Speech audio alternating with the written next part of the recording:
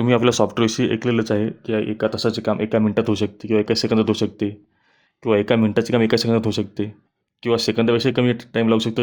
एका क्लिक करायला जेवढा वेळ लागतो तेवढा वेळ लागतो. पण ॲक्च्युअल रिअल लाईफमध्ये ते काम कसे करते ते मी तुम्हाला आता दाखवतो. आता हे काम MIS असो का डाटा एंट्री असो का लिपिक असो कोणालाही असो ते सर्वांनाच काम पडते. आता ही माझ्याकडे एक फाईल आहे IDची. ID म्हणजे अपंग विषयाची.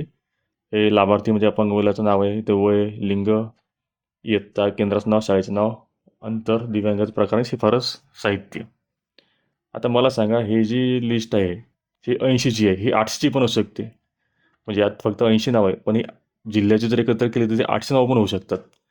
ही 800 नावं आहे. समजा असा विचार करा आणि तुम्हाला याच्यात किती साहित्य बोलायचं, म्हणजे 3 चाकी सायकल किती पाहिजे, व्हीलचेअर किती पाहिजे, हे कॅल्क्युलेशन करायचं असेल तर तुम्हाला सॉर्ट करायचं काम नाही आपल्या सॉफ्टवेअरमध्ये. तुम्ही फक्त काय करणार आहे, सिलेक्ट करणार आणि फक्त एक सिंगल क्लिक करणार आपल्या इझिमा एक्सेलमध्ये सिंगल कॉलम समरीला आणि बघा सेकंदात. बस जेवढा क्लिक करायला जेवढा वेळ लागला तेवढ्याच वेळात तुम्हाला इथं 3 चाकी सायकल 11 पाहिजे, व्हीलचेअर 19 पाहिजे, MR किट 4, असं टोटल मिळून 80चा आकडा येऊन गेला. इथं 800 असो का 8000 असो मुले, तुम्हाला तेवढाच वेळ लागला असता जेवढा एक क्लिक करायला वेळ लागतो तेवढा. आता बघा, आता अपंग मुलांचं आपण तर हे पाहिलं. आता प्रवर्ग, आता दिव्यांग प्रवर्ग अस्थिव्यंग किती आहे, बहुविकलांग किती आहे किंवा मतिमंद किती आहे हे जर मोजायचं असेल तेवढाच वेळ लागणार मला. एकच सेकंद किंवा एक क्लिक करायला जेवढा वेळ लागतो तेवढा. सिलेक्ट केलं आणि क्लिक केलं सिंगल कॉलम समरीला आणि बघा खाली झाला डाटा तयार. अस्थिव्यंगाचे 12 आहे, बहुविकलांग 13 आहे, मतिमंद 10 आहे आणि ह्या डाटाचे पुरं टोटल 80. किती वेळ लागला? एक सेकंद बस. आता समजा स्त्री पुरुष म्हणजे किती अपंग मुलं आहे किंवा मुली किती आहे यांचा आकडा पाहिजे. मी तो कॉलम सिलेक्ट करणार आणि क्लिक करणार सिंगल कॉलम समरीला आणि बघा तेवढ्याच वेळात तुम्हाला त्याचं बी व्हॅल्यू आला.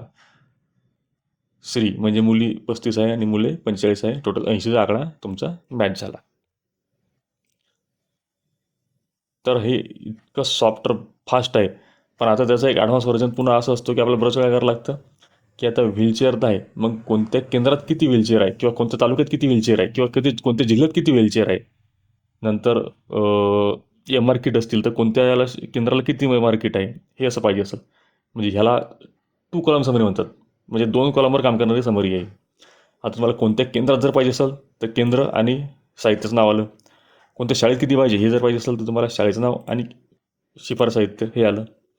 म्हणजे कोणते 2 कॉलमवर जेव्हा काम करतो आपण त्यावेळेस तुम्हाला लागतो 2 कॉलम समरी हा ऑप्शन. आता बघा, समजा मला कोणत्या केंद्रामध्ये कोणतं साहित्य किती साहित्य द्यायचं आहे हे जर पाहायचं असेल तर मी काय करणार, हा एक कॉलम फक्त इथून उचलणार आणि इथं पेस्ट करणार. हा केला आणि आता हे 2 कॉलम सिलेक्ट करणार. आता ही डबल कॉलम समरी आहे म्हणजे 2 कॉलम समरी. आता आपण जी पाहिली होती आधी ती सिंगल कॉलम समरी होती.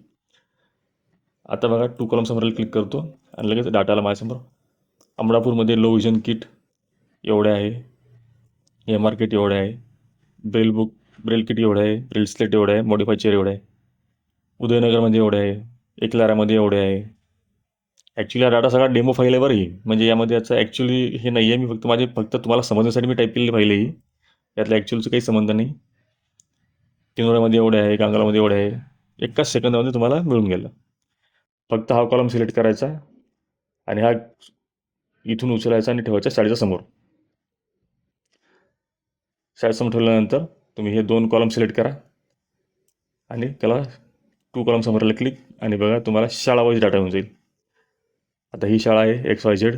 यामध्ये तुम्हाला हे साहित्य देणं आहे, इतकी क्वांटिटी देणं आहे. आता ही सेकंड शाळा आहे, यामध्ये तुम्हाला या शाळेला इतके साहित्य देणं आहे. म्हणजे तुम्हाला शाळा वाईज पण एकाच क्लिकमध्ये मिळालं. आता मी डिलीट करतो. आता समजा तुम्हाला असं वाटलं की कोणत्या केंद्रामध्ये किती अपंग मुलं आहे आणि किती मुली आहे. अशा काय करणार मी, हा लिंग जो कॉलम आहे स्त्री पुरुषचा हा कॉपी करणार, इथून उचलून केंद्रासमोर टाकणार. हा टाकला आणि फक्त हे सिलेक्ट करणार आणि क्लिक करणार 2 कॉलम समरीला, कारण 2 कॉलम समरी येते. बघा, अमरापूरमध्ये पुरुष एवढे, स्त्री एवढे, उदयनगर पुरुष एवढे, स्त्री एवढे, एकलारामध्ये एवढे, चिखलीमध्ये एवढे, डोंगरशेड एवढे. आता हाच तुम्ही उलट्या प्रकारे वापरू शकता. तिथं काय प्रत्येक सुरुवातीला केंद्राचं नाव आलं नंतर स्त्री पुरुष आलं. पण जर मी इथून हे जे उचललं आणि या साईडला टाकलं लेफ्ट साईडला, म्हणजे जो राईट साईडचा असतो ना त्याच्यावर तर सॉर्टिंग होत असतं. आता मी काय केलं, इथून उचललं, इथे टाकलं, म्हणजे आधी स्त्री पुरुष ठेवलं आणि नंतर केंद्राचं नाव ठेवलं. आता बघा मला आउटपुट कसं येतं. मी फक्त टू कॉलम समोर क्लिक करतो. आता काय होईल बघा, आधी सर्व पुरुष आले, म्हणजे कोणत्या केंद्रात किती पुरुष आहे सर्व डाटा एकत्र आला, आणि नंतर फक्त स्त्री आहे किती आहे, कोणत्या केंद्रात किती स्त्री आहे, तो डाटा एकत्र आला, टोटल झाले 80. हे मॅच झालेली आहे आपल्या डाटासोबत.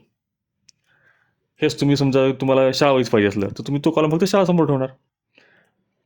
ही जी शाळा आहे इथे तुम्ही हा स्त्री पुरुष कॉलम ठेवला की त्यानंतर तो तुम्हाला शाळा वाईज डाटा येऊन जाईल. आता मी समजा इथे डिलीट करतो आणि हे बघा स्त्री पुरुष आणि हे शाळेचं नाव. आता मी जर याला क्लिक केलं आणि टू कॉलम समोर क्लिक केलं, बघा हे पुरुषांची कोणत्या शाळेत किती आहे आणि स्त्रियांची कोणत्या शाळेत किती आहे, आणि टोटल 80 मॅच झालेली आहे. तर अशा प्रकारे आपलं काम जे होतं ते तुम्ही ऐकलं असेल की एका तासाचं काम एका मिनिटात होतं किंवा एका सेकंदात होतं. ते खोटं नाही, ते खरं आहे. तुम्ही सॉफ्टवेअर इन्स्टॉल करा आणि वापरणं चालू करा, तुम्हाला खरंच याची पॉवर समजेल.